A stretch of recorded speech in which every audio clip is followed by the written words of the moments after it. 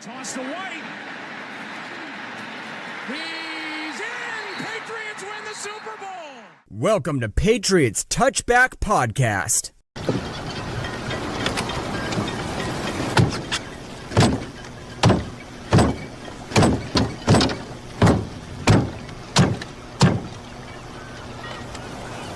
You just punched a fish to death. Yes, we did. Welcome, everybody, back to the Patriots Touchback Podcast. It is Season 3, Episode 47. We are reviewing the final game of the regular season as the New England Patriots finish it off 14-3 and slapping up the Dolphins in convincing fashion 38-10. For anyone that's watching on YouTube right now, you're probably wondering why is your screen layout looking all weird with Nick and DJ one side, and why is there a blank space on the bottom left corner rather? Well, I'm here to say, if you saw our Instagram post, you would have seen that I at the bottom of it has said, and a very special guest will be coming on. We haven't seen this guy in an entire year.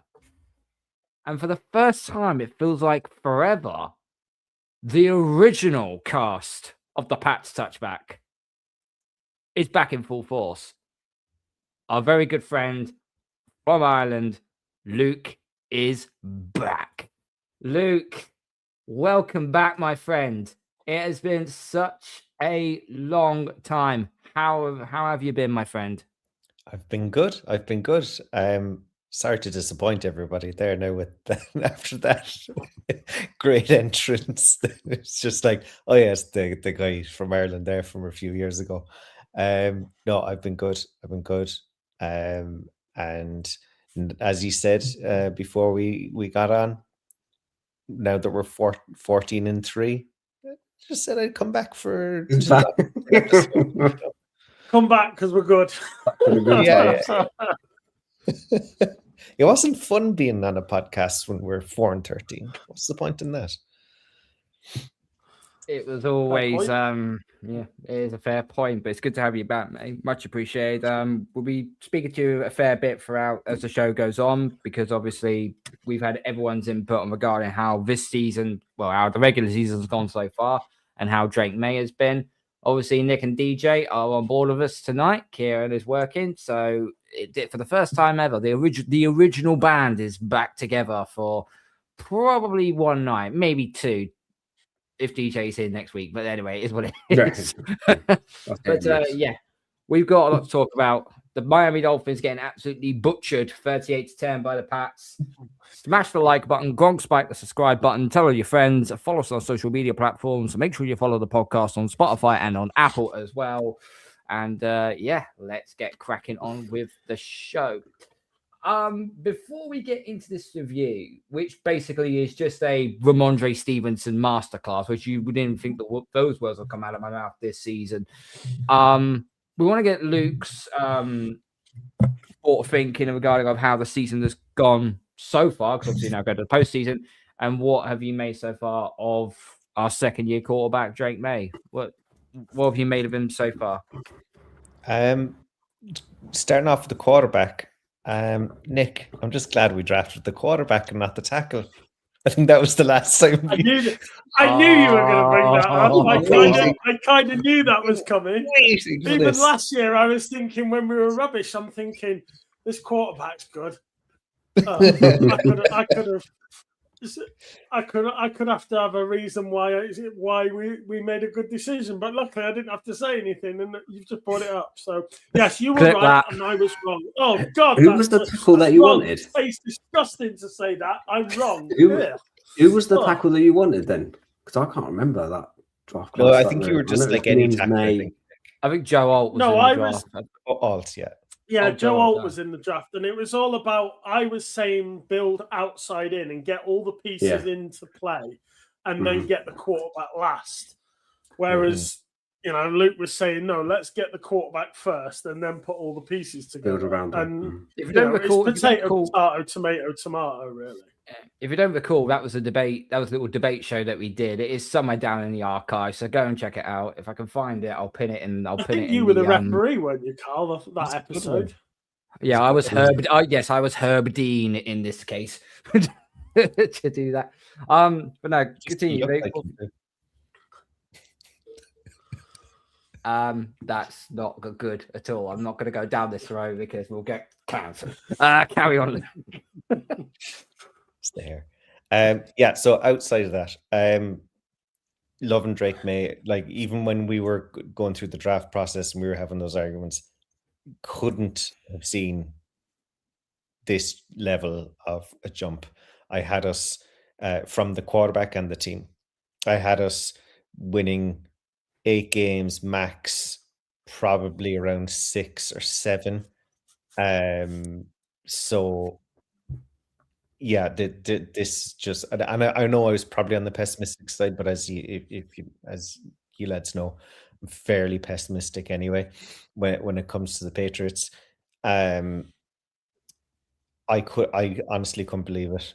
I think Maye has dragged them through a few games. I think the defense has not been always perfect, but it doesn't matter. You've won 14 games. It's not going to be perfect every time. This team I don't think was supposed to win 14 games. I don't think it was designed to, but it did. And you can't take it away from anybody talking about the schedule. You can only beat who were put in front of you. How many teams have gone from 4 to 14 wins in one season, apart from Washington, the season before? And I think they actually went one less. I think they went 13, didn't they? So yeah, just completely blown away, to be honest. And I think there's 2 people there, and it's Vrabel and it's Maye, and everybody else is just living in their world. What about Josh McDaniels? Because I don't think you could say that Drake Maye is performing the way he is right now unless McDaniels is there. Because remember, Alex Van Pelt, it was Alex Van Pelt that we had last year, and that was about as well. That went terribly, frankly. So bringing in Josh McDaniels, and yes, it's another rodeo go with the Patriots, but you know what you're going to get out of Josh McDaniels, especially when it comes to quarterback play, designing for Drake Maye. So that he does go into the equation. I know people still get on him a little bit when he can be a little too conservative, shall we say, because we have noticed that throughout the season. But when he's cooking with Maye, it's pretty explosive. It's pretty special, and I think one thing Van Pelt did last year was fix a lot of Maye's fundamentals. And I think but the offense itself, but that's what he is. He was a quarterback coach, a quarterback specialist that was good at coaching those fundamentals. But in terms of controlling an offense and calling an offense, he wasn't good at that. McDaniels brings both, and you've seen the fruits of having a guy like McDaniels in there this season. Shout out to Dougie Bell. It'd be good, mate. Josh was my favorite free agency signing. Josh, what I would say, Vrabel definitely. Well, Vrabel's not really a free signing. No coach really is a free signing. Good shout, though, Dougie. Yeah, it's a good shout, though. Okay, let's crack on with the review of this game. So the Patriots win 38-10. I got a lot of blowback from a few Miami fans on X before this game, basically telling us saying, "Oh yeah, the reason why we struggle in the cold is because Tua can't play in the cold." Oh, I'm sorry. Am I looking at something completely different here? 38-10. Quinn Ewers as quarterback. As soon as I saw the name Quinn Ewers, I was like, "Oh dear, oh dear." We won't start with the quarterback because Drake Maye had pretty much a solid game. The reason why it's titled Super Stevenson is because this guy has literally gone through the 7 circles of hell this season. Started off a bit weak, fumbling the ball, still on a continuous basis. Mike Vrabel stuck with him. Started to give a little bit more of the rock to Trayvon Henderson, and that was when Henderson started to ball out a little bit, and he still is now. And then I would probably say, Nick, the final I'll probably say the last 5 weeks. Ever since his injury. Since he's come back from the injury. Yeah. Mm-hmm. He looks like the running back who we drafted in the 3rd round a few years ago now. He looks like the guy that we relied on so much. He only had 7 carries in the game, but it was for a grand total of 131 yards. Now I know the Dolphins defense; they obviously have their second stringers out there, and you could take that with a fine grain of salt, if you will. But at the end of the day, this was a game that we needed to establish the running game, because I think too many times we've tried to pass, which is not an issue, because Drake Maye just dices everyone up. The only issue is, though, it will reach a point where you've got to start utilizing this running game, especially in this winter, especially in the cold, especially when it gets to January football as well. Going to playoffs. Yep. Going to the playoffs. So yeah, I mean, interesting. You said about Stevenson, seven rushing attempts, 131 yards, 2 touchdowns. Excuse me. Again, Trayvon wasn't bad either. He contributed. He did his thing. But you were saying there about Stevenson early on compared to late in the last few games.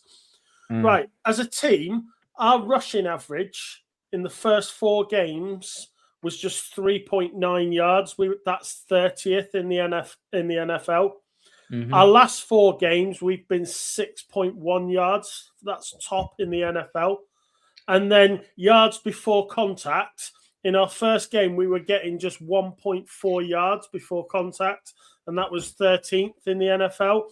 And in our last 4 games, we've been getting 2.8, which again is first in the NFL. So from the first 4 games and then the last 4 games, it's black and white. It's completely different as to what's gone on. And we've seen, you said it yourself, we've seen that improvement go as the season's progressed. And we talked about Vrabel's decision about do you take Stevenson out and let him rest and then bring him back in, or do you let him play through his issues? Now, Vrabel chose to play through his issues, and fair play. Stevenson got over his fumbles, and he's turned it around, and he has been a constant performer at running back, and so has Henderson. And I don't want, while you call the episodes, Super Stevenson and what have you, I don't want to just not cast any highlight on Trayvon either, because I thought he did really well himself.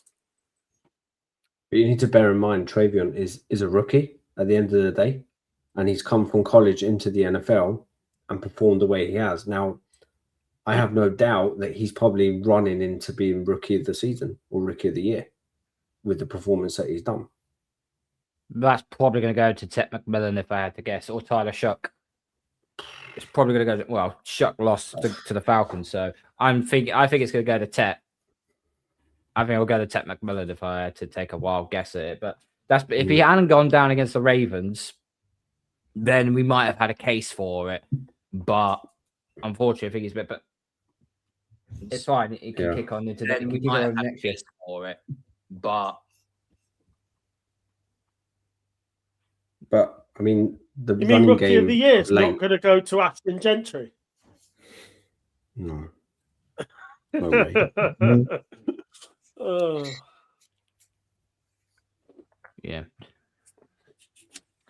As you said, I don't know what more to make, because we do need to utilize the running game better. Trayvon Henderson, he only had 53 yards, 4.1. 4.1 on average of a running back is actually still pretty decent, because if you do it twice, that basically means it's 3rd and 2, which is, very, very manageable, especially when you've got a mobile quarterback in Drake Maye.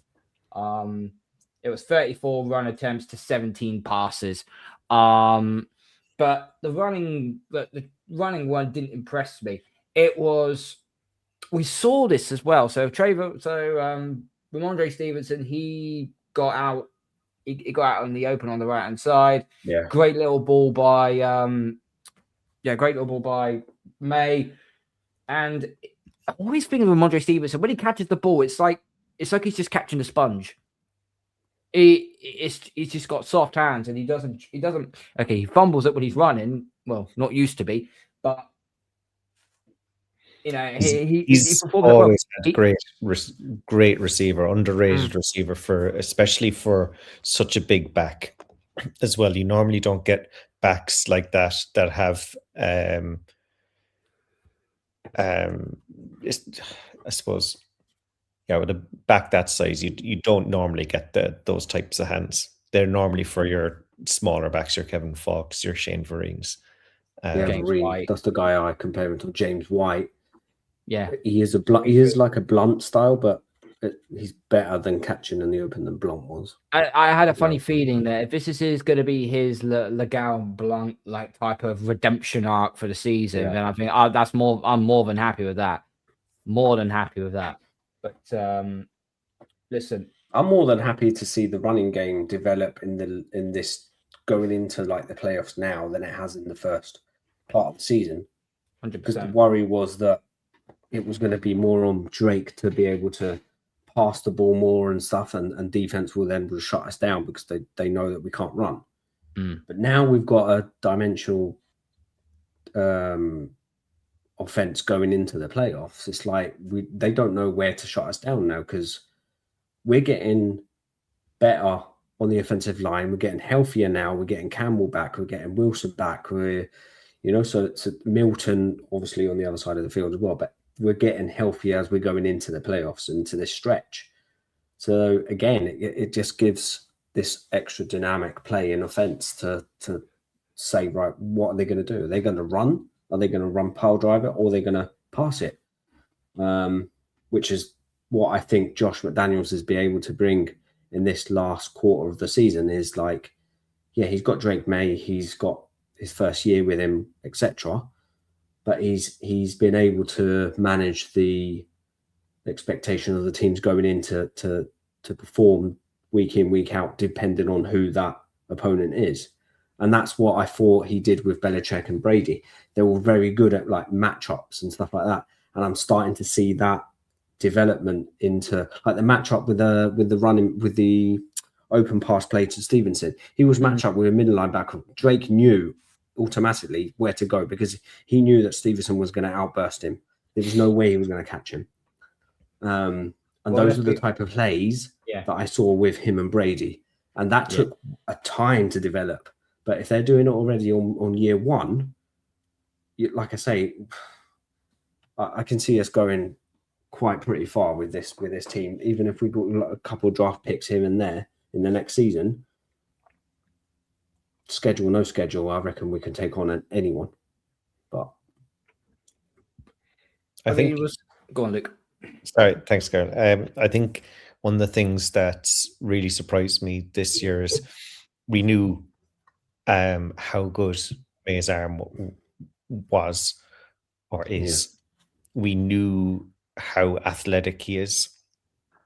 But I think what's kind of surprised me anyway, and I don't think it was like a massive part of the the scouting report I'm coming out of college, was just how good he is at reading the game and reading the defense, because a lot of times I think a few of his interceptions this year have not come down to mental errors. They've come down to actually kind of bad throws where bad readings. Yeah. So it's not like he's reading the defense or anything incorrectly, or he's forced it into somewhere he shouldn't have. It's probably just come down to he's put too much onto the throw, or he's not put enough onto the throw. Yeah, which I think you're going to get interceptions. That's fine. Yeah, I thought learn from that. Yeah, and I thought coming into this year is that we would see an uptick in his touchdowns, but we'd probably see just generally kind of in his play that he'd probably be in the double digits for interceptions. He'd probably be like close to like maybe like 13, 14, 15 kind of area. But the touchdowns, would come up as well.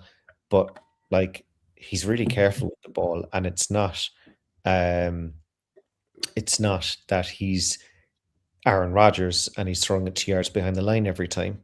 He's throwing it downfield and being careful with the ball.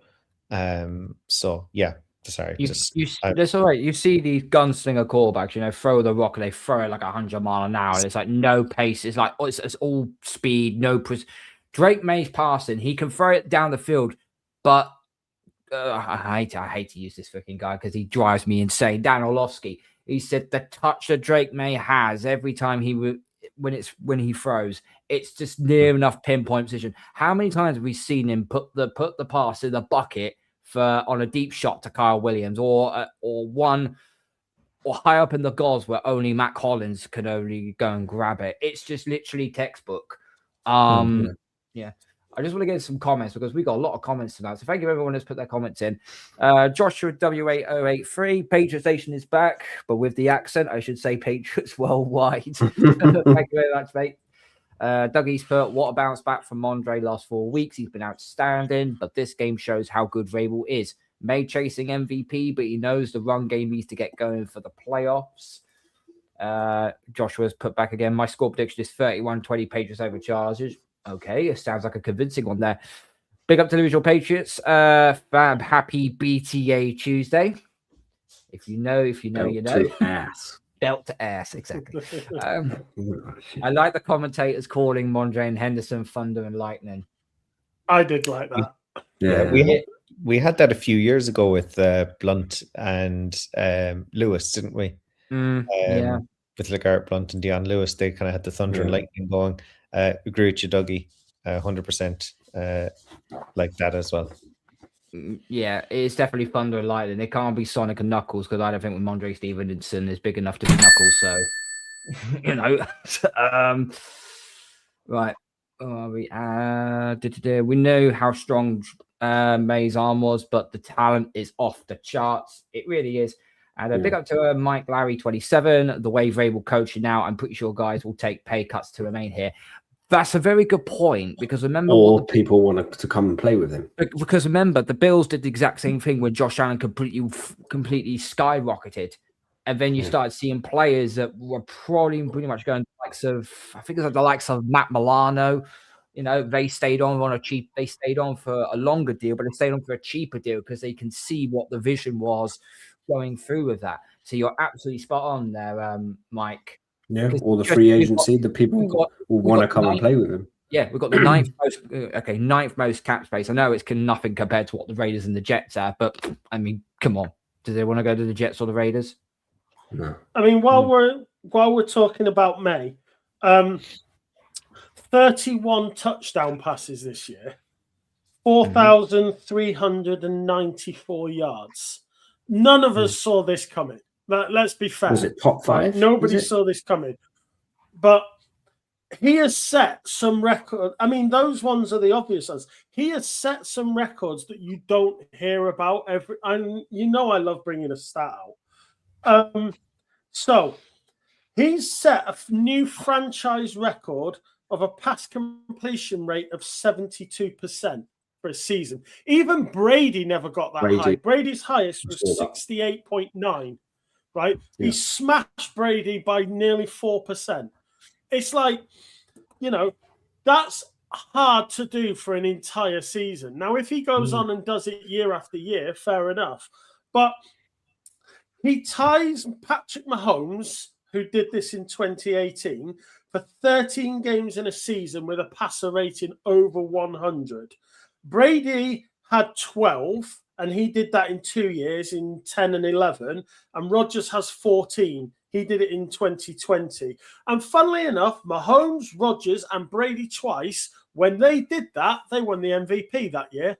Suddenly, the MVP's become about your career, not about what you do in a season. Suddenly, it's all about, Matt Stafford's had a good career. I don't care whether he's had a good career. This is about this year. And sorry, Drake Maye smashes you. Out the park. Here's the stat I want to know about, Nick. How many touchdowns did Drake Maye throw at the 1 yard line this season? I can tell you exactly how many Stafford threw at the 1 yard line. 13. I don't think Drake did many of that, did he? No, because he handed it off to Rhomandre or handed it off to Henderson. Yeah. As I said, Drake Maye's not a selfish person. He's like, I could go and get another touchdown if my MVP. He's like, No, just be safe. Just hand it off to the running back. Yeah. Or run it in yourself. Or run it in yourself. That's more of a more organic touchdown than trying to throw it at the 1 yard line. Yeah. What a different aspect Maye does also bring to the game that we've never had before is this mobile quarterback situation. He'll know when to scramble and he'll know when he's got open field to do it. And the guy is quite fast. Like, I've seen him run and players can't catch him. Like, they're quite far from behind from him. And he'll know when to be able to escape the pocket and have that extra room to go and get the first down, or even if it's a couple of yards to get the first down. So that's another aspect that with Brady, we've never had. We've never had that situation of a quarterback before in the past. I mean, when he came out of North Carolina, a lot of people said about, he's got decent footwork. He's got decent footwork, but his fundamentals needed improving. And funnily enough, Carl, we said earlier about, Van Pelt being a quarterback's coach and did improve his fundamentals. Luke said it. I think he did. But the actual footwork he already had, because at North Carolina, half the time he was dancing for his life and he was running all over everywhere.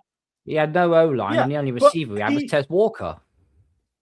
Yeah, and he made it work. He's got an O-line now. And you had plenty of opportunity to see his footwork at North Carolina, but he didn't have the chance to build on the fundamentals. So, someone like Josh, you give him the time, and it's just, I can't see anything but an upwards trend. It's either that, or you've brought in the likes of what's the centre called? Bradbury, yeah. You've completely reshaped that whole O-line. So you've got Moses, you've got Wilson, Bradbury, Campbell, which give him the ability to protect and scramble where he needs. So last year he didn't have that. The only person. He was the only person that remains on that O-line from last year, and probably our only O-line, best O-lineman that we had. And he's still decent. And he's still very good now, especially when you've got Morgan Moses beside you. And Lowe's pretty decent as well. What? Come on, he has played well the last couple of weeks. He's done a decent job. Look, Colin you got to give him credit. Semi-decent, I thought, this year. Well, he has played well the last few weeks. Serviceable. I'd like to see Bryant more, though, but Bryant's more on Moses' side, though, isn't he? Bryant's is more right tackle side, yeah. Yeah. But he can play left tackle as well, but I think he's predominantly a right tackle. I don't know how long Moses is going to go on for, but I don't think it's going to be for that much. He's 35. He's the same. He'll be good Lord. He's 35. I'll be 35 in April. So yeah, it might not be. Probably maybe one more year. That's it. Yeah. Probably one more year. Get a rookie right tackle. Get the proper high draft rookie right tackle in. Build him up, and then off you go, kid. It's all yours. Unless he beats him out of training camp, then guess what? You got a perfectly good backup right tackle in Morgan Moses. Then depth. On that point, Nick, where are we going? First draft, first pick. I know it's early days, but where are we going in? Oh, in the first. Are we going tackle? PFF. I don't know yet. PFF. I think PFF yesterday they released another mock draft. We were picking at 30. So apparently they got us to the AFC Championship. We were apparently taking the edge rusher out of Oklahoma, Mason Thomas. I would take Mason Thomas. I think I need to see some tape on him. He's a good edge, but I think you need to decide what you're going to do first, because we have got some holes that we need to address. And I think, you need to sort those out first. But all the top sort of certainly the top 4 tackles I would expect to go before we get on the board, unless based at 30, you're only going to make, of the top 5 tackles, there might be 1 left by the time you get to 30. So it'll all depend on after free agency, because what you decide what you're going to hit in free agency. So, like, say, for example, and I know we've used this example all year, if you went for someone like Trey Hendrickson from Cincinnati, then you don't need to get an edge in the first round, which means you can concentrate on your tackle. But if you don't get a big edge in free agency, that is probably a higher priority than tackle. So you might have to wait till your second round for a tackle. So until free agency, you're all spitballing as to if what may be, you know. So it's too hard to guess at the moment. Yeah. Let's get back to the game, shall we? So let's look at this at Drake's performance. 14 of 18, 191 yards, 1 touchdown, passer rating of 129.4, QBR rating of 87.2. Average pass 9.7 yards, so nearly 10 yards a pass he was averaging there. Josh Dobbs also come in as well, because obviously when you're up 38-10, you've really got nothing else left to do. So Josh Dobbs came in 3 for 4, 23 yards, average just under 6 yards per pass, pass rating of 88.5. So, you know, overall a good performance by Drake. Nothing really to write home about. It was just a standard B game for him. Nothing really drastic, nothing really to write home about. Did make some nice throws. If we were a nice throw to our favourite receiver of all time, Efton Chisholm III. That was a nice one. Flea flick. It was a flea flicker. It was some sort of unconventional flea flicker, wasn't it? Mm-hmm. It was indeed. So yeah, that was fun. That was that. God, that did bring me back to Chisholm. The two games that he's played, he's made decent receptions. I mean, you can't knock the kid for. What's the love for Chisholm? I'm out of the loop on this one. He's an undrafted. I know who he is, but why the love? I loved him coming out. I thought he had a really strong camp. I thought he was going to go. Yeah, I loved him, and it was all about. I was ranting and raving at the beginning of the season that he should be playing, and you know he had an absolutely amazing camp, and I was, you know, so I was EC3 all the way. I've been EC3 all year, so yeah, you know, we was borderline if we whether they cut him or keep him. No, kept him. Keep the sixth receiver for him, but he stayed. Now someone would have sacked him up. I think it was the preseason game against Minnesota where he showed. Yeah. So yeah, good for him. Hunter Henry got the most receptions, 5 targets, 56 yards. Stephon Diggs 3 receptions, yards. That means Stephon Diggs is now over 1,000 yards on the regular season. He gets his extra bit of pay money, so well done to him. Same with Hunter Henry. Same with Hunter Henry, 250 grand as well that he got for, was it yards or was it for receptions? I'm not quite sure. What Hunter Henry got there. I think it was over 750 yards, I believe, or 60 catches, because he got 60 catches for 768 yards. So as he broke that record then? Did he break it? Or was that just I don't know. He broke his own personal receiving record this year. 60 catches for 768. Okay, yes, you are right. Wow. Fantastic from him. Can I just say for him, right? Just what a signing! He's a Charger geezer, isn't he? Isn't he? He's come from Charger. Former Charger. He was known for being injured quite a bit. Yeah. He missed a full season. He was injured at the Chargers.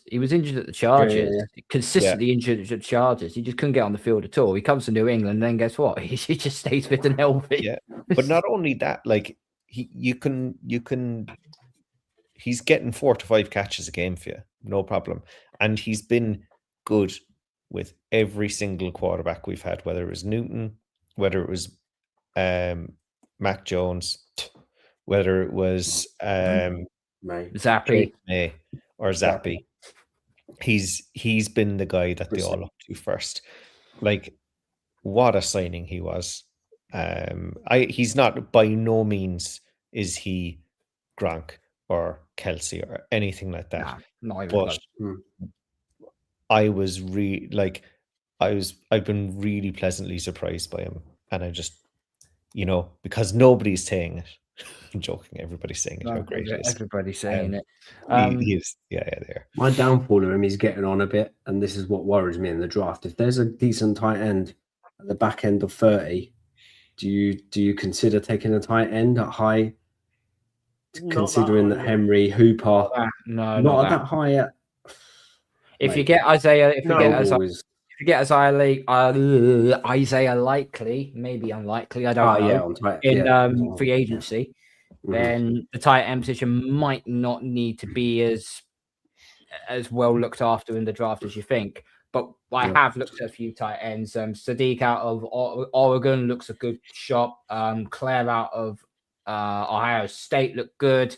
And wasn't there another one from Tennessee, Nick? Endries from Texas. Jack Endries is a decent one. Yeah, Jack Endries looks the one that I quite like. The one that I quite like is Joe Rower from Cincinnati.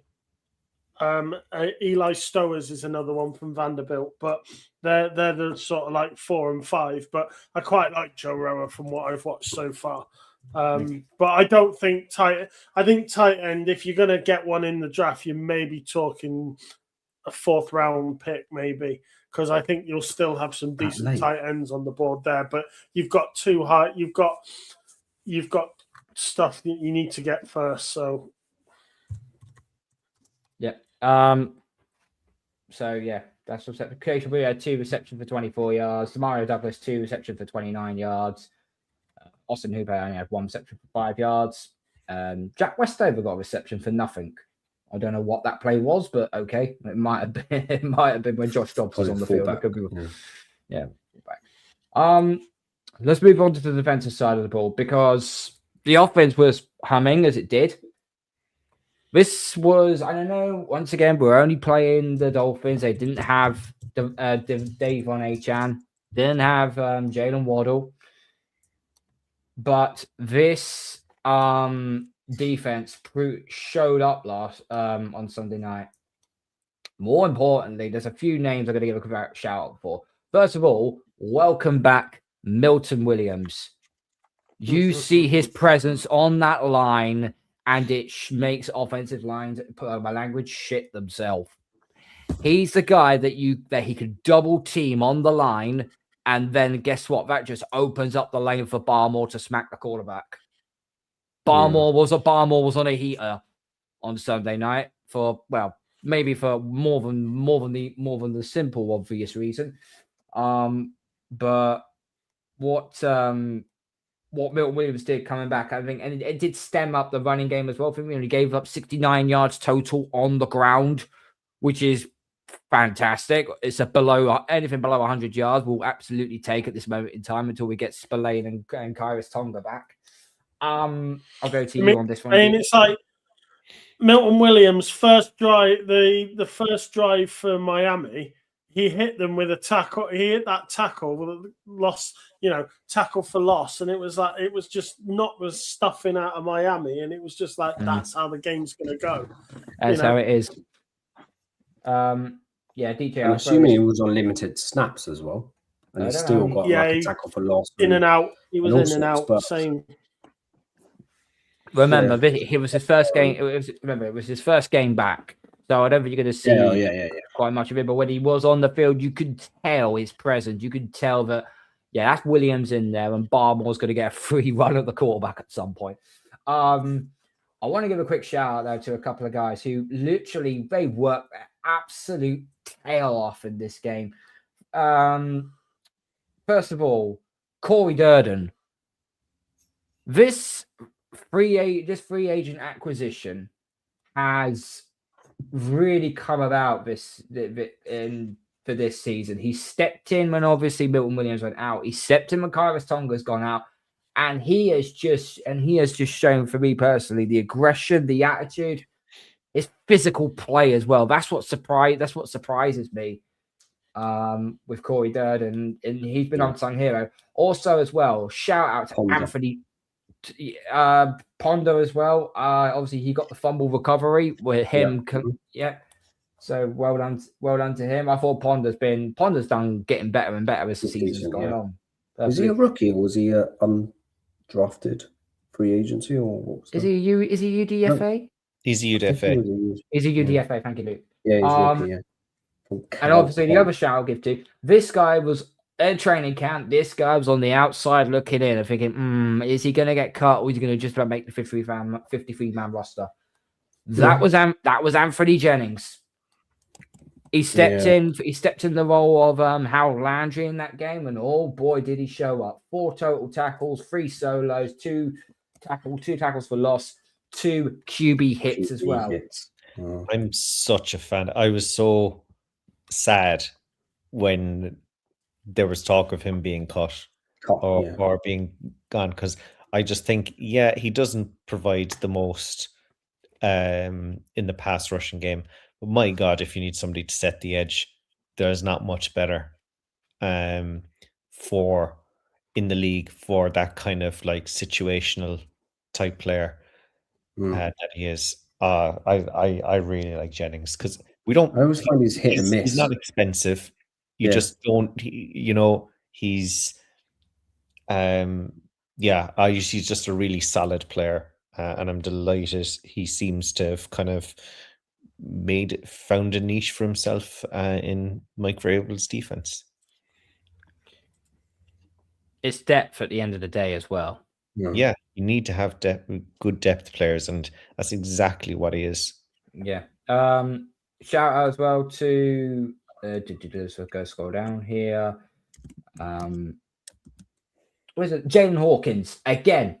Another interception. He's got 4 interceptions on the season, just on his own, which, by the way, is 4 interceptions more than what the entire New York Jets defense actually has all bloody season. Anyway, so well done to him on that one. I have the same amount of interceptions this year as they do as well. I think we all do. Leonard Taylor III, come off the practice squad. He also had a QB hit as well. Elijah Ponder had a QB hit. Plus, he also had the recovery. Also got the sack as well. Kavion Chason had 2 QB hits and a sack as well. It's just hits and hits and hits and hits. This is basically we hit Quinn Ewers, who we turned into bloody Brady Quinn, who turned into Brady Quinn, by the way. 9 QB hits, sacked 4 times. This line of the Dolphins is bad, but it's not that bad compared to what we're going to go be up against on Sunday. I've only just seen it. Big up, Neil. Hope we're all well. Make sure you like and subscribe to Talking Bulls. Make sure you go like and subscribe to him. So don't do that, DJ. God's sake, get off the account. No, that's not me. That was not me. That was me. That was not me, bro. This time it was not me. Be respectful to our audience, please. I'll have to be respectful to our audience, please. I'll have to kick you out. I actually have the most respect for that network, so yeah. Yeah, absolutely. And FTJ, Tommy. Big up, Tommy. Now special teams. What does FTJ mean? Oh. Would you like me to? No. I'll give you a crayon there, DJ. We'll get muted by Carl. He's basically saying the Jets. There you go. We'll get muted. Love it. It's all right. It's all right, Neil. You might be going. You might be getting Dante Moore in the job. Oh no, wait. He might not be. He might stay in Oregon. Yeah, I think I'd stay in Oregon as well. First 3 picks. Is that what I read? They've got first 3 rounds this year. No, that's next year. They've got 2 this year. They got 3 next year. Oh, for the first one. So it's this year. So they got pick number 2. What? Fuck off. Why are we talking about the Jets anyway? No, I'm just saying that it just came to mind that it's kind of a weak draft thingamajig this year, and they've got so many picks. It's like a bit irrelevant, isn't it? Unless you want to trade out all your picks. Oh no, let's not do that. Special teams. Back to point. Oh, yeah. Why is Jeremy Springer really grinding my gears the last 5 to 6 weeks? It seems like special teams has been a drop off all of a sudden. I'm not so much as punt return and kick return, and we seem to have now stemmed the tide on that one. But this time round, not Borregales. Oh, Andy was the least of our bloody worries. The blocked field goal. Now, can't blame the kicker for a blocked field goal because the hold was perfect, the snap was perfect, the hole was perfect, the kick was pretty much going to go through the uprights, and guess who? Guess who was on the line that freaking missed his flipping assignment? Him. He was on the line. Leave He my was on geezer the line. alone, yo. Leave him alone. No, I will not What's leave this him one? alone. Pause. So I yeah. think one of the things that has stemmed from all season is we've talked about in multiple games how either the Patriots have started fast on the offense, and then the first defensive drive of the opposition, they score, or the opposition have started with the ball and they've scored straight away. You know, that was like early on in the season. That seemed to happen every game, and it was annoying. And then sort of like the back end of the season, that stopped. But now we're going through a period in the game, whether it's the second quarter or the third quarter, everyone switches off and thinks, we'll have a quarter off now.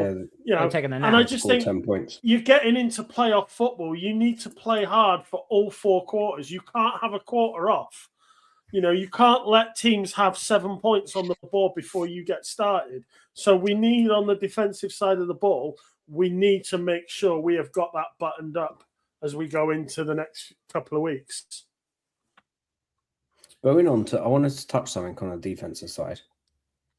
What's your thoughts on the whole, how the defenses? I know they've not performed the best to their abilities, but they've done decent. Do you think this is down to a coaching situation, whereas you know that they've got off-field situational stuff with Terrell Williams? He came in, he's obviously been diagnosed with cancer, blah, blah, blah. This other guy had to step in. Do you think that's more of that's a miscue for this year because that's happened, or it's just the ability of the defense of how it operates? I don't. We discussed this last week. I think this defense is better than they are sometimes than what they play. Yeah, I mean, Terrell Williams is there during the week. He's there in training on, pitch side. He's just not there calling the plays in the game. Because we talked, Kieran and Carl and myself talked about how, would you take a shot at Brian Flores because his contract with the Vikings is ended? And it's like, to bring Flores back and have Flores and McDaniels and Vrabel.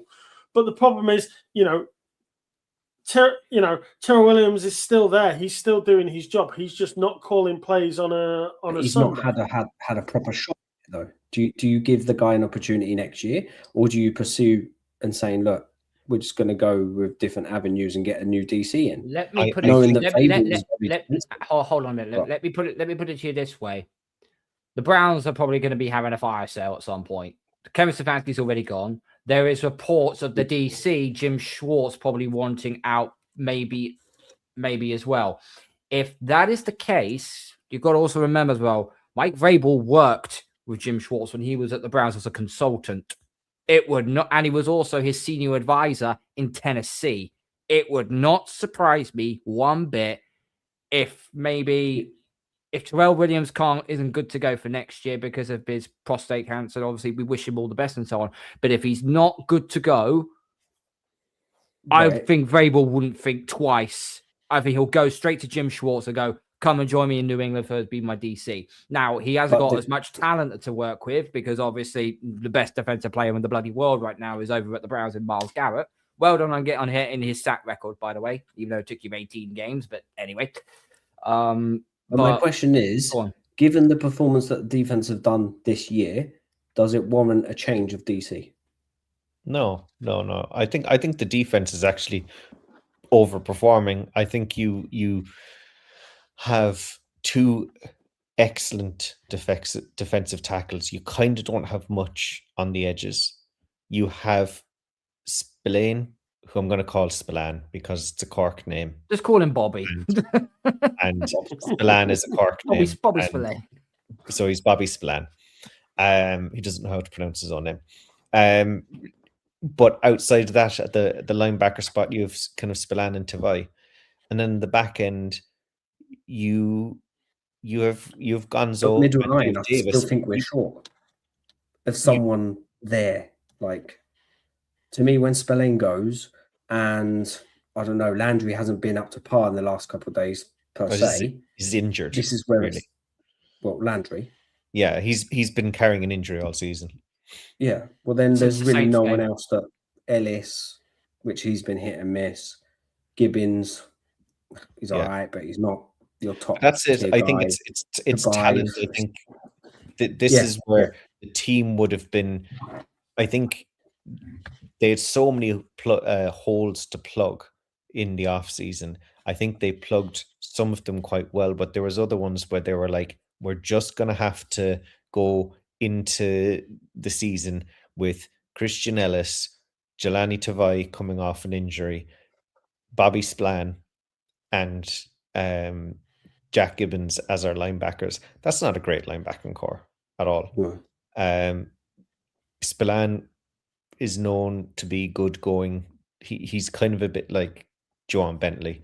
He's good going towards the line, not that great going side to side.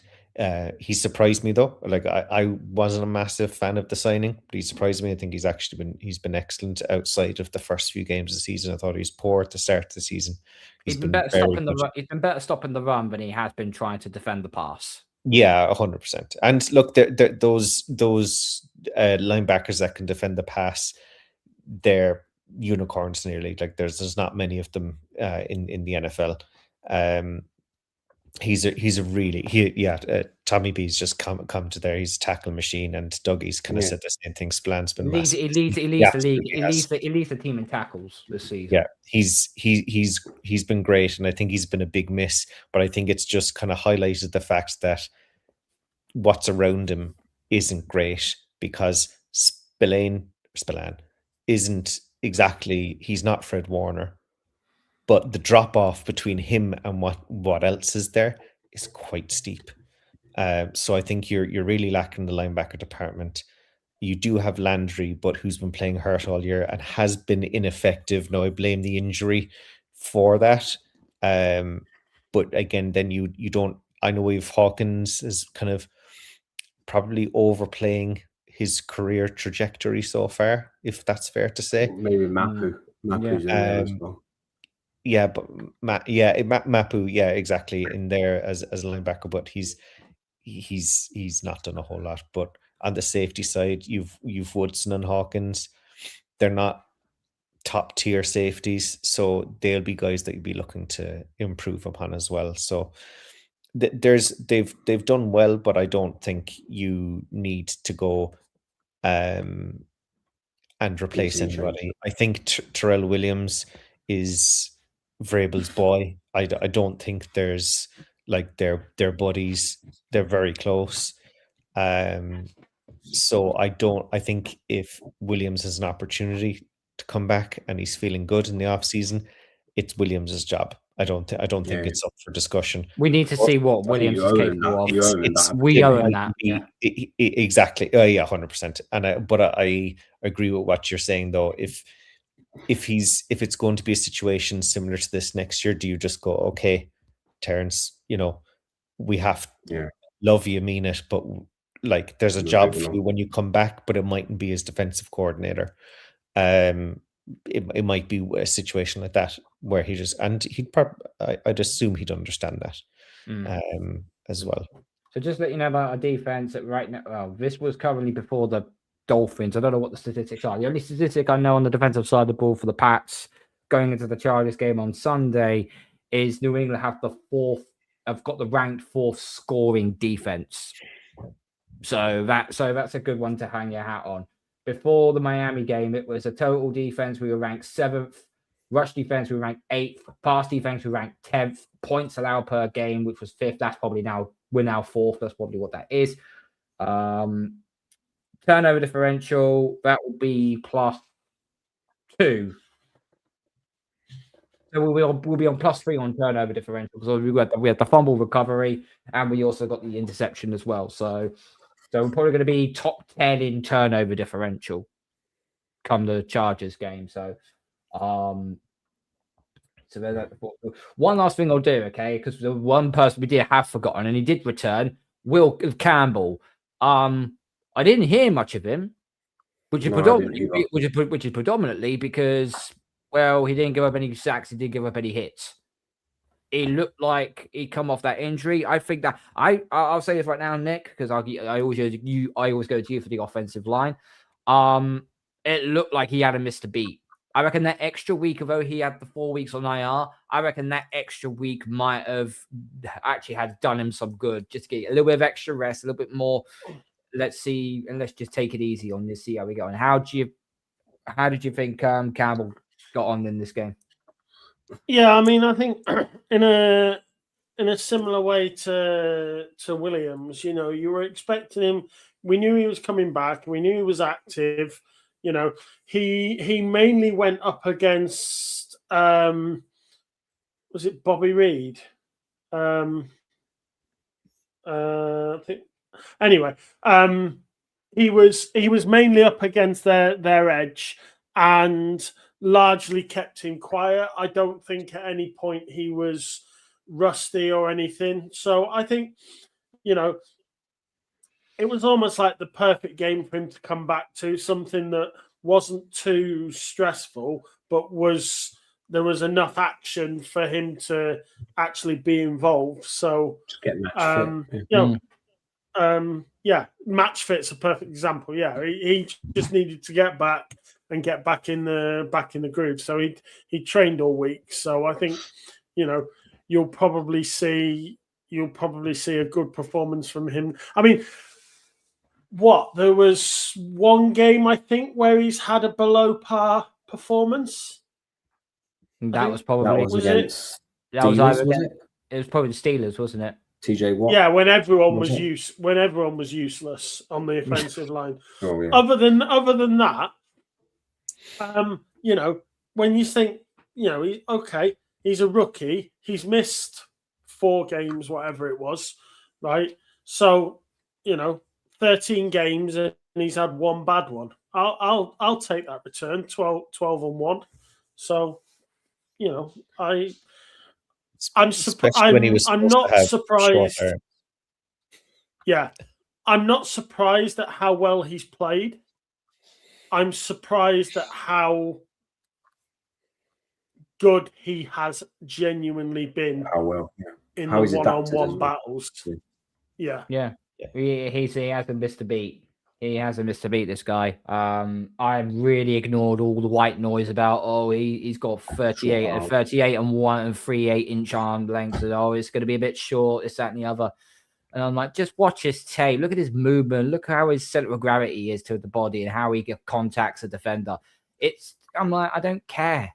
If you can play left tackle, you can play left tackle. At the end of the day, Dougie's put Campbell's ready a couple of weeks ago. He was on IR to rest him up and protect him from himself. He did actually say that. I think Vrabel did say that. We had to put Will Campbell on IR because he's such a guy who just wants to be on the field all the time. We had to stop him from actually doing any more damage to himself, really.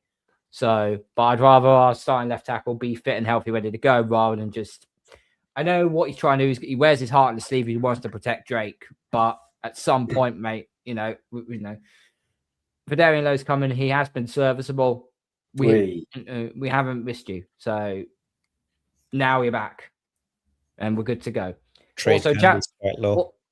Say again, Luke. Trade Campbell start low. Who said that? Me.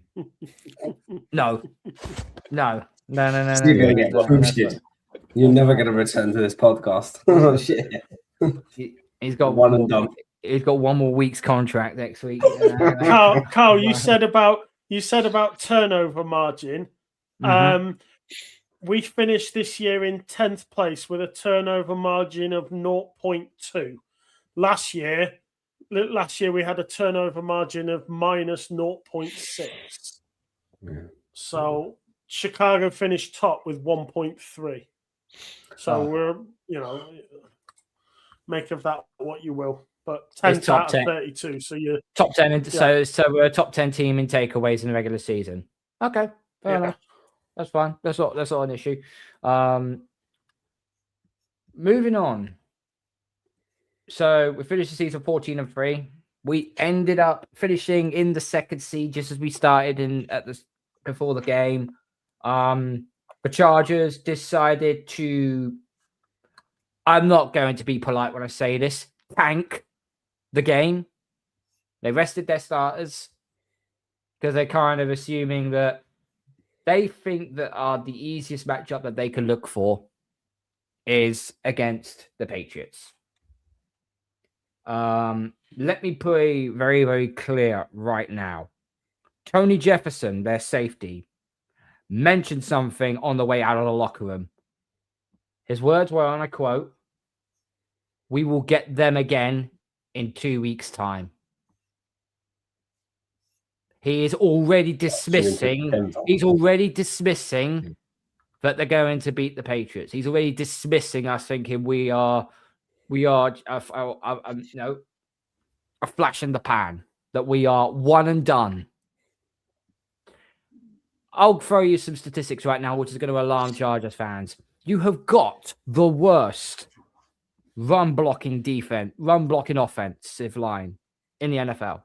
You have the second worst pass blocking offensive line in the NFL. Your guard, your two centers, and your third string left tackle are all ranked at the bottom of PFF's rankings. Aren't they injured as well? Sorry? Aren't the two top ones on IR? As in they're out for the season. Well, Joe Alton and Rashad Slater, yeah, they're on IR. Yeah. And their right tackle is Penning, who the Saints waived. So there's all you need to know about that. They have a below average running game. Justin Herbert has been pulling wind out of his you-know-what. Yes. 11-6. This is why we need to control him. If we can control him, then that's it. That's game for us. One thing I will say this season, we have done a very, very good job in containing dual threat quarterbacks. I think in both games when we played Josh Allen, I think we contained him pretty well. We didn't let him scramble as much as what you would allow him to do. Well, I think this line of the Chargers is terrible. But people are saying we don't have a pass rush. They're true. We don't have a bigger pass rusher that we should generally have. But what we do is slightly different to everyone else. We contain the quarterback and then crash the pocket from the middle. Milton Williams and Barmore are the first points of contact. And then Chason and Landry get off around the edges because obviously we can't get pressure off the edge. So it's to come through the middle, and then it's Chason and Landry to set the edges on either side. You just got to make Justin Herbert get that ball out very quickly. And here's the thing. He's injured. That left hand with that big glove on himself, he's got an injured hand. Hampton's also questionable now. Questionable? Yeah. He probably will play. Yeah, he probably will play. If not, he'll have Kalani Vidal back as well. If I'm going at their wide receiver core, they're not that elite. I don't really understand.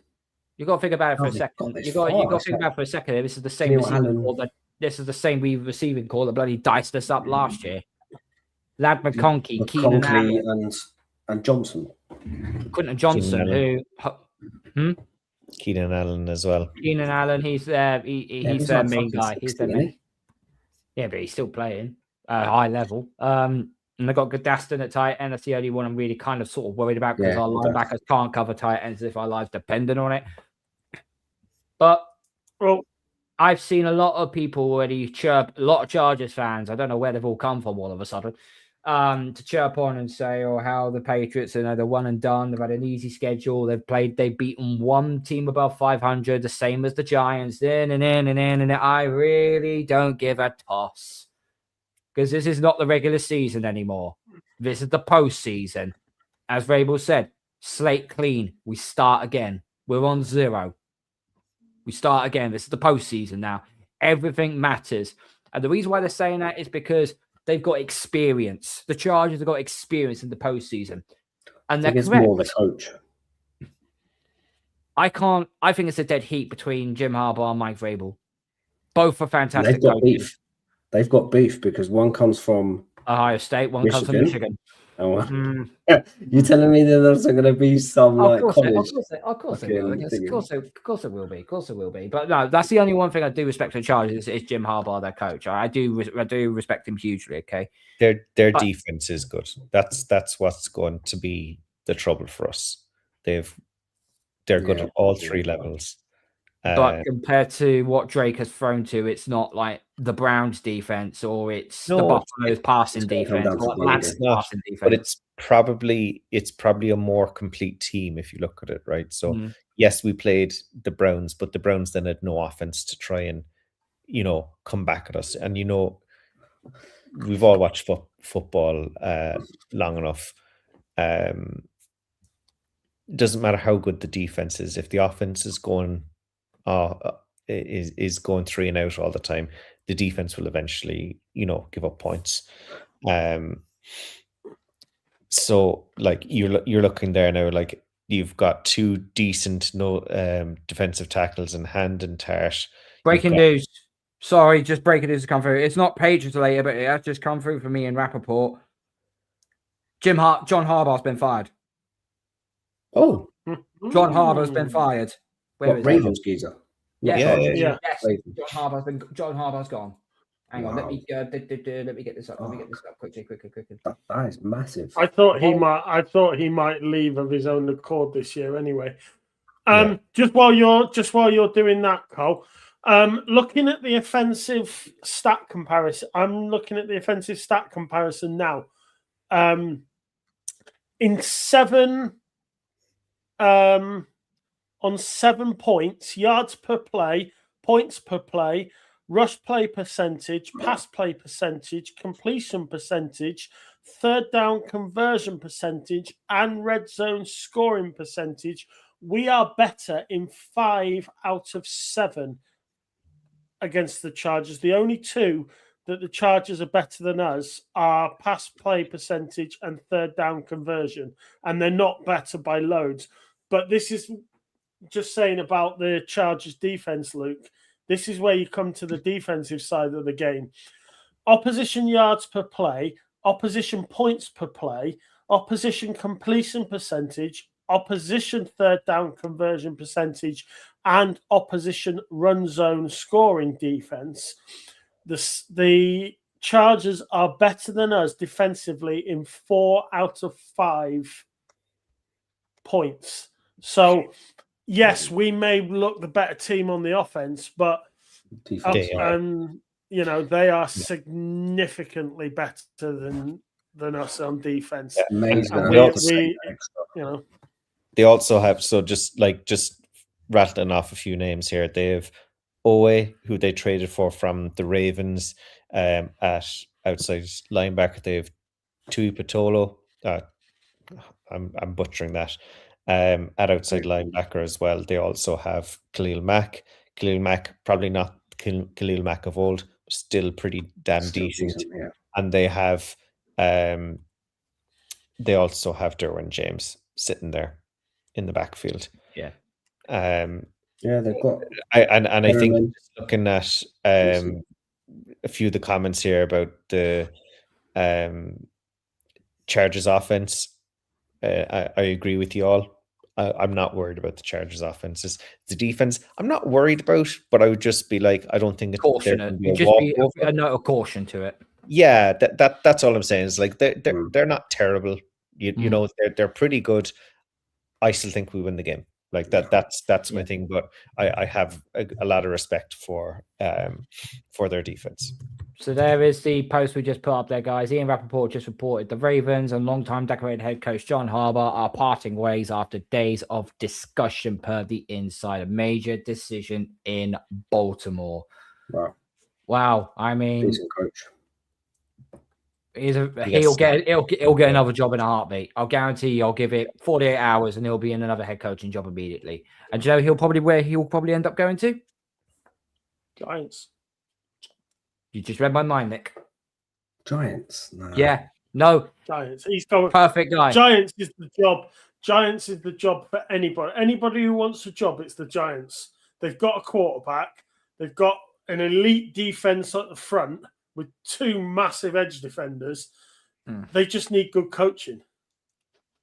They have been inept in the coaching department for such a long time. I see him a good fit, believe it or not. And I don't know if it's going to happen or not, but I have a funny feeling it will. If the Bills don't get over the Jags this week, I think that McDermott's gone. I reckon Bills are going to have a change. And he might be the perfect fit for that Bills offense. No, we do not want John Harbaugh in the AFC East. Thank you very much. I don't. I really don't. I reckon if they get smashed by the Jags, but in this weekend, I reckon he's gone. I reckon they're going to have a change. Well, me and Nick already gone. Well, me and Nick have already gone for our AFC playoff prediction. So I'll tell you what, we'll throw it to Luke and Nick and DJ in a minute. So let's go through these comments quickly. Tommy B said Keenan Allen is washed and slow. What experience do the Chargers have? Blowing a lead to the Jags, getting worked by the Texans. Thank you. And you finished the sentence I was going to make there. The Jags do have experience, but it's experience in losing and bottling. Yep. We have no experience. I would rather go into the playoffs with no experience and a quarterback I can really trust on.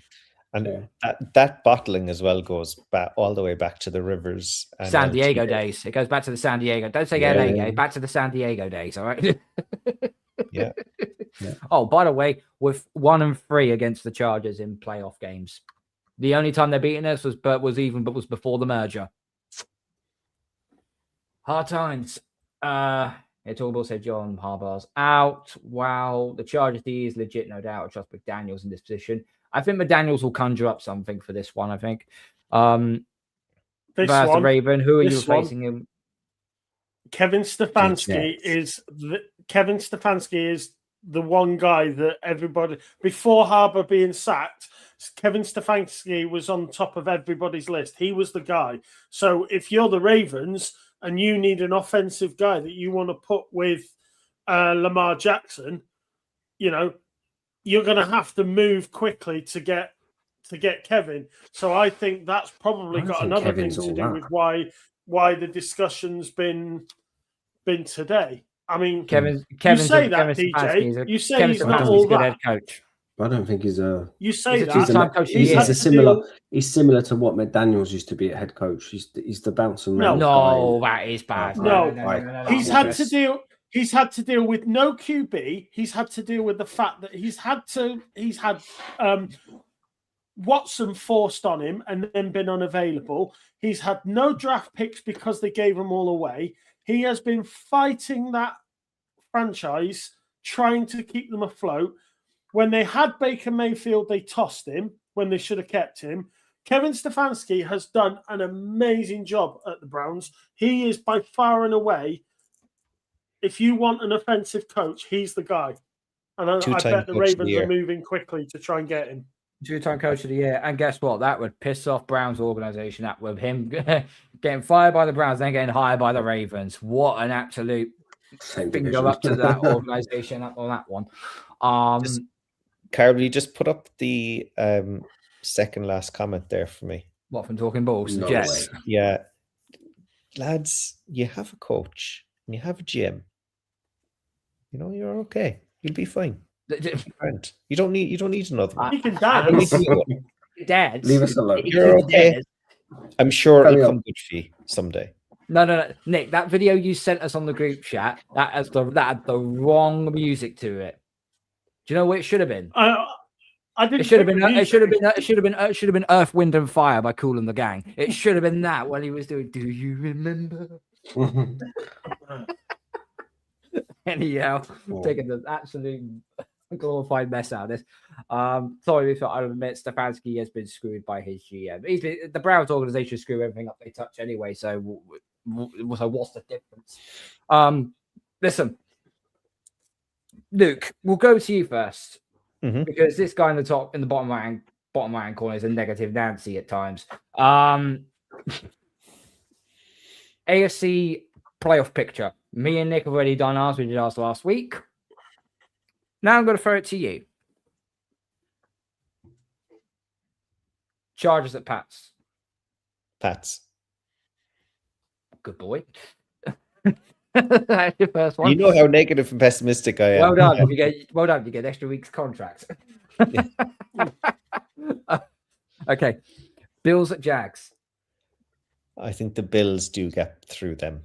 Okay, I take that back. That week's revoked. It's not what I want to happen. I'm just saying what I think will happen. Okay, yeah, it's the same with what me and Nick said, but Nick's gone, but I've gone for the Jags, and so has Nick. Texans at Steelers. That was the only thing we got. Obviously, the only thing we got wrong, Nick. We said the Ravens will get in, and it's not. It's the Steelers. That was the only one we got wrong. So you got Texans over Steelers. Yeah. Okay, so Texans. So Texans. No. Bills at Broncos. Bills. I think the Bills can beat them on their day. I just don't know how good that. I still have no idea how good that Broncos team are, because I have a sneaking suspicion that they're actually quite shit. There's just something about them that I just can't. I can't buy into Bo Nix being 14-3. Sorry, I can't. So you go Bills or Broncos? That's a long way to me saying Bills, I think. Okay. Texans at Pats. Pats. But that'll be very close. That'll be a great game. If we have to play the Texans, that's going to be close. That's going to be ugly. That's going to be an ugly. We've got to score over 20 points on this defense, otherwise we're toast. So that means the AFC Championship is basically a third rubber match. Bills at Pats. Are we going to the Super Bowl, or are you sending them to Santa Clara? Pats, of course. Good boy. Well done. And again, you know how pessimistic I can be, but like genuinely, I think that I would even about 3 or 4 weeks ago, I was like, no, even if we get to the playoffs, we're not going to do much. We might win the first game. We might win the divisional round, or sorry, the wild card round. We won't go any further than that. But now I'm just like looking at the other teams. There's nobody there that scares me. I think there's teams there that can beat us, definitely. But there's nobody where I'd be like, oh no, we have to avoid them. No, I think we can. I think the challenge will come from the NFC. We're just lucky that I think the AFC is quite weak this year. And yeah, I think there's quite a few teams could. I think it's quite open, to be honest. I could see Denver doing it. I could see the Buffalo doing it. I could see Houston doing it. Jacksonville, I just don't see them getting through everybody. I think they might get one win, but I don't think they'll get 2 or 3 together. I don't think they're that good yet. They're number 1 in the NFL in takeaways. Takeaways is something that I think you can have a good season of having a defense that takes the ball away, but that's not something you can rely on long term. It's like if anybody here is a soccer fan, I'm going to call it soccer because we're on a football. Well done, use the correct terminology. It's like Aston Villa scoring all the goals from long range. That's fine in a run of 4, 5, 6, maybe even half a season. But over the course of a season, scoring a majority of your goals from long range, it's not something you can rely upon consistently. So I think even the Cowboys, last point on this, the Cowboys had cut Trayvon Diggs last week, the week before, and he was a takeaway machine, but he would get burned consistently, and it's because he was undercutting routes, but he was still giving up savage amount of yards. And I think this year he was 100. His passer rating against him was 153.8, which is a perfect QB rating. Can't live on takeaways, Dougie. Preach. You find yourself a good Chinese, Dougie, and you can. When Luke was going on about takeaways, I'm thinking, hang on a minute, you find yourself a great Chinese and you've got as many good takeaways as anyway, you lads. want. What about Stop, you? stop talking about Stop takeaways. losing my You're mind. making me hungry now, and it's bedtime. This is cool on that line. Okay, fair enough. All right, DJ, we'll run this through with you quickly. Same thing as what Luke's just done. Chargers at Pats. Right. I'll get your score. I'll get everyone's score predictions as well during the week as well before I do the preview show on Friday or Saturday. Pats. Okay. Bills at Jags. This one's a tough one. I'm gonna go for the upset. I think Jags do it. Jags. He's jumped on mine and Nick's bandwagon. Yeah. I want the Jags to win. I really do. I think they're going to do it. Yeah, I would. Okay, Texans Steelers. Houston. Okay, so basically it's Houston at Denver. I really don't know. Like Luke said, you don't know how.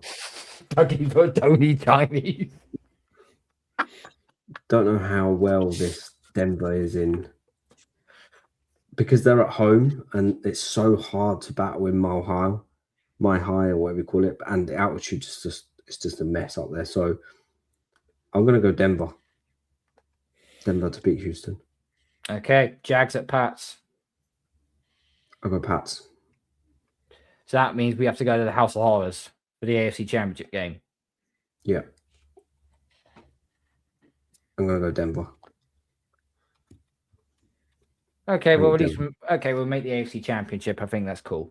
I think that's fine. Don't worry. Listen, I think me and Nick said, if we have to go to Denver, that might be the end of the road for us. Because I don't know. The only caveat I will have there and destroying them. The only caveat I will have with that, it's just their defense. If Bo Nix continues to play subpar, then I'll give us every single chance that we can go into Denver and win. Okay. If it would have been in New England, I think that may have been a different game. Oh no, I'm picking us to win. I'm picking up. Denver, it's not. Oh no, if this was in Foxborough, I'm picking us to win by like 2 scores. Well, I've seen a lot of pundits saying that we could easily make through to the Super Bowl, but like I said, if the right dominoes fall in our favor, that is. So your running could potentially your easiest running, and no such thing as an easy running, but your more favorable running would be Jags, with Chargers, Jags, Texans, and then whoever you play in the Super Bowl. Correct. Yeah. So that'll be the smoothest. I think if we can avoid Buffalo, I'm not. Even though we should have won that second game, and it really beats me up that we let up so many points in that fucking second half. Can I be very honest with you? This might, you can clip this if you want. Clip this if you want to. I think being the second seed, although we've got to play one more game, I think the second seed is actually more favourable for us than the first seed. Yeah, because whoever Denver play, they could play one of either the Bills or the Texans, and they could get bounced. Yeah. Now I know Jacksonville's the hottest team in the AFC right now. They're very, very good. But that will be a tough test against Jacksonville. Even though they've got to come up to freezing cold Foxborough. They did it once against us in the 2017 AFC Championship, remember? They had a 10-point lead in that fourth quarter. And I thought, are we actually going to come back from this one? And then we had like what Dougie said there. Yeah. Like, we don't have any history with this team, with this particular team. We've never played in Denver. So it's like when we say, we're going to lose in Miami because of the heat and blah, blah, blah. We went to Miami this year and we destroyed them. So, yeah, we could be. You just don't know. You just never know. Denver could be the easy option for us. But given that defense, I don't think it will. I think that's a really, really good defense. If you can manage to get round Houston, you can get round Denver, which is another really good defense. Yeah, we'll have to see. We are going a little bit over time, so we are going to end this here. We could carry on for another 2 hours. It's a shame it's not a weekend. But we are going to get on out of there. Luke, thank you so much for coming back on, mate. It's much appreciated. Your link to is that your Instagram link or your X link in your name? I don't know. I'm not even on it. I think I have an account on it. So I deleted the app many months ago. I don't know. At Jerseyaholic on Instagram. Okay, there we go. At Jerseyaholic on Instagram. Are you still doing that? Yeah. Don't you like all my posts and see all the great content I put up? Yeah, of course. Okay. Make sure you follow him. Send us the link, mate, and we'll put it in the description for everyone to go and follow. No, we got it. What are you about? So yeah. I joke. Nick, DJ, thank you so much, guys. We'll see you again next Tuesday, hopefully for a happily good review against the Chargers. We will see. It's playoff You're staying time. up for the game. I will. I've got Definitely. I've got half a day booked off at work. I'm so try to go sleep and then wake up for it. I will, because I think the 49ers Eagles game is just going to send me to sleep anyway. So yeah. But we'll see. I'll be driving, so I'll have it on the radio. Oh dear. Right. Don't crash a lorry in this weather for fuck's sake. Hey, I'm a professional. Okay. On that note, let's get on out of here. Thank you everyone that's watching. Thank you everyone that's been listened. Make sure you smash the like button on the way out. Gronk, spike the subscribe button. Tell all your friends. Follow us on social media platforms. Follow the podcast on Spotify and on Apple as well. And we are out of here. Patriots versus the Chargers wildcard weekend. Preview will be Friday or Saturday night. We'll let you know in the on our social media platforms. But for now, good night. God bless. Fuck the Chargers. Go Patriots.